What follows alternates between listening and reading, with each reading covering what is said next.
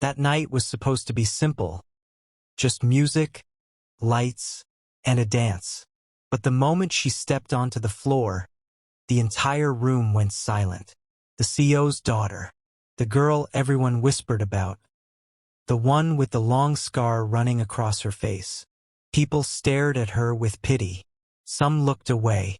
Others pretended not to notice. But when our eyes met across the ballroom, she walked straight toward me.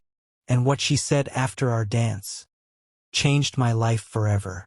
I still remember the night like it happened yesterday. I wasn't supposed to be there.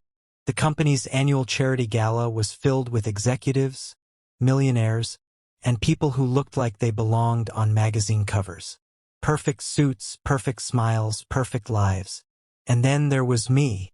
I worked in the maintenance department of the building where the event was being held. That evening, my supervisor asked if I could stay late to help with a few last-minute fixes before the guests arrived. By the time I finished, the party had already started. Music floated through the hallways, soft and elegant. Waiters moved around carrying trays of sparkling drinks. Everything looked expensive, almost unreal. I was about to leave when one of the event staff stopped me. "We're short one person on the floor," she said. "Can you help for an hour?" I hesitated. My uniform didn't exactly match the luxury around me, but I needed the extra money, so I nodded. For the next hour, I helped move chairs, carry decorations, and guide guests toward the ballroom. That's when I heard the whispers. "She's coming tonight." I heard the accident was terrible. Poor girl. She used to be beautiful. Curiosity pulled my eyes toward the grand staircase. And then I saw her.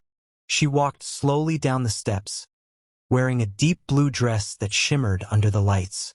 Her posture was confident, but the scar on her face was impossible to ignore. It ran from her temple down across her cheek, pale and jagged like a lightning strike. People stared. Some tried not to, but everyone noticed. She was the daughter of the CEO who owned the company hosting the event. Her father stood proudly beside her, greeting guests and shaking hands. But something about her expression felt distant, like she was used to the staring, like she expected it. I looked away quickly, embarrassed for watching. Moments later, the band began playing a slow song. Couples moved onto the dance floor. Laughter filled the room. I was standing near the edge of the hall, adjusting a tablecloth, when I felt someone stop beside me. "Do you dance?" a soft voice asked. I turned. It was her. For a second, I thought she was talking to someone else, but she was looking directly at me. Up close, the scar looked even more real. Not something you could hide with makeup or lights, but her eyes, they were calm, kind, almost curious. Sometimes, I replied awkwardly. A small smile appeared on her lips. "Good," she said, holding out her hand. My heart nearly stopped. Across the room, people were already noticing. The CEO's daughter, asking the maintenance guy to dance. But before I could overthink it, she gently took my hand and pulled me toward the floor. At first, I was painfully aware of every pair of eyes watching us. But she didn't seem to care. The music slowed. We began to move. And strangely, she was a wonderful dancer. Graceful, confident, light on her feet. After a moment, she laughed softly. "You're nervous," she said. "A little," I admitted. "You shouldn't be." I glanced at the scar on her face, unsure if it was rude to look or rude not to. She noticed. "They stare at it," she said quietly. "Most people do." "I wasn't staring," I replied quickly. "I know," she said. "That's why I asked you to dance." For a moment, neither of us spoke. Then she surprised me again. "Do you want to know how I got it?" I hesitated, unsure if the question was a test. But she continued before I answered. 3 years ago, There was a car accident. My father's driver lost control during a storm. The car rolled down a hill. Her voice remained calm, but her eyes softened. My mother didn't survive. I felt the words hit like a weight in the air between us. And I did, she continued, but not like before. The music carried us slowly across the floor. I spent months in hospitals, she said. Surgeries. Mirrors covered with cloth so I wouldn't see my face. Her fingers tightened slightly around my hand. When I finally looked, I thought my life was over. I didn't know what to say, but she looked at me with a gentle smile. Funny thing is, it wasn't the pain that hurt the most. What was it? I asked quietly. People. She glanced around the ballroom. The way they looked at me, like something beautiful had been broken forever. The song was ending, but neither of us stopped dancing.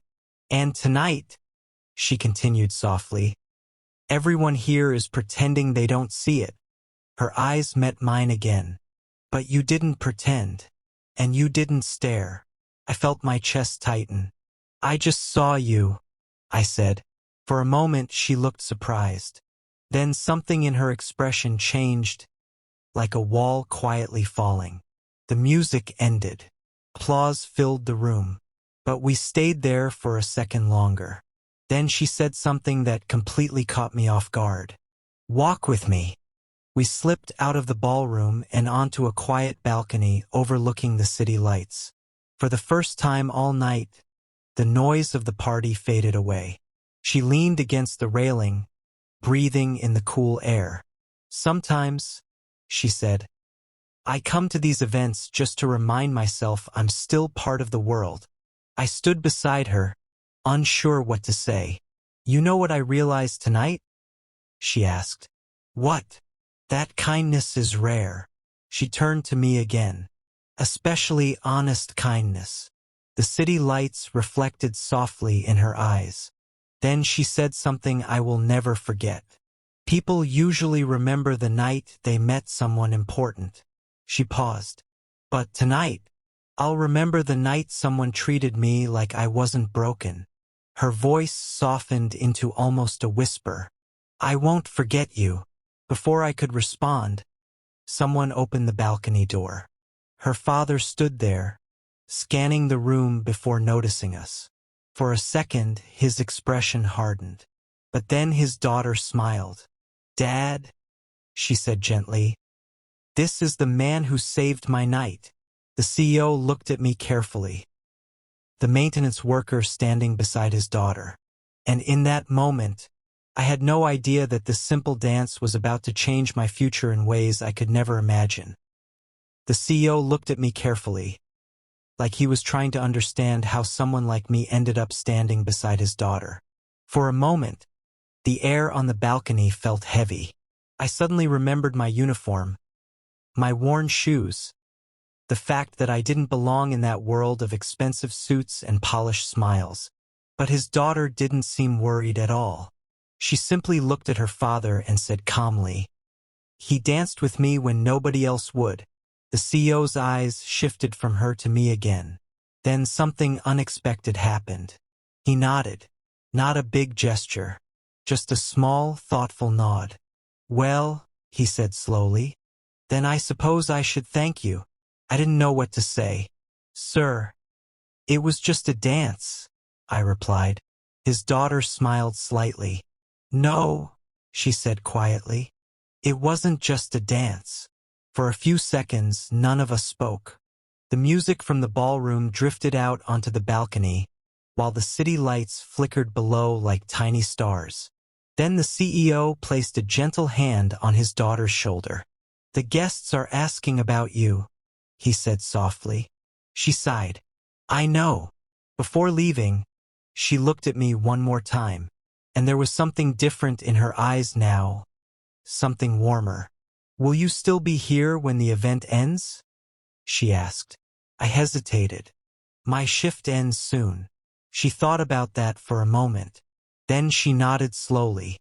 "All right," she said. Then maybe fate will decide if we meet again. And with that, she walked back inside with her father. I stayed on the balcony for a while after they left. Part of me wondered if the whole night had been some strange dream. A maintenance worker dancing with the CEO's daughter, talking about life and scars like old friends. Eventually, I returned to my work. I moved chairs, helped the staff clear empty glasses, tried not to think too much about what had just happened. But every now and then, I noticed something strange. People were looking at me, whispering. Some of them had clearly seen the dance. By the time the event finally ended, most of the guests had already left. The ballroom looked completely different now. Quiet, half empty, the lights dimmed. I grabbed my jacket and headed toward the exit. But just as I reached the doors, I heard footsteps behind me. Wait! I turned. It was her. The CEO's daughter stood there again, holding her shoes in one hand, like she had run through the hallway to catch me. For a moment we just looked at each other. I thought you left, she said, slightly out of breath. I was about to, I replied. She smiled softly. Good. Then I made it in time. Outside, the night air was cool and quiet. The fancy cars that had filled the entrance earlier were almost gone now. We stood beneath the soft yellow glow of the building lights. Can I ask you something? She said. Of course.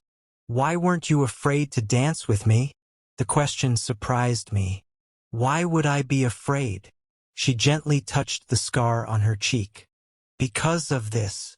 For a second I didn't answer. Then I said the most honest thing that came to mind. Because scars mean someone survived something. She froze slightly when I said that, as if no one had ever put it that way before. Her eyes shimmered under the lights. You're the first person who ever said that, she whispered. We stood there quietly for a moment. Then she laughed softly. You know, before the accident, I used to think beauty was everything. She looked up at the night sky. But when everything changes, you start seeing people differently. Her gaze returned to me. Tonight you reminded me that good people still exist. I felt embarrassed hearing that. I didn't do anything special. You did, she insisted. You treated me like a normal person. The wind moved gently through her hair. Then she reached into her small purse and pulled out a card. It wasn't a business card. It was simpler. Just a name and a phone number. She handed it to me. If you ever want to talk or dance again, she said with a playful smile. My heart started racing again. You're sure? I asked. She nodded. I've spent 3 years surrounded by people who only see my father's power or my scar. She looked directly into my eyes. But tonight someone saw me. Her voice became softer. And that matters more than you think. In the distance, a black car slowly pulled up to the entrance. Her ride. She slipped her shoes back on and took a step toward the car. But before leaving, she turned back one last time. You know something funny? She said. What? I was terrified of coming to this gala tonight. Why? Because I thought everyone would remember the girl with the scar. She paused, smiling warmly. But instead, I met someone I'll never forget. My chest tightened as those words sank in. The driver opened the car door. She stepped inside, but before the door closed, she leaned slightly toward me and repeated the words she had said earlier in the ballroom. I won't forget you. Then the door closed. The car pulled away slowly into the night. I stood there for a long time watching the empty road. The card was still in my hand. A simple piece of paper. But somehow it felt like the beginning of something bigger. Something neither of us had expected. Because sometimes the smallest moments, a dance, a conversation, a kind word, can change the direction of a life. And sometimes, The people who feel the most broken are the ones who teach us what true beauty really means.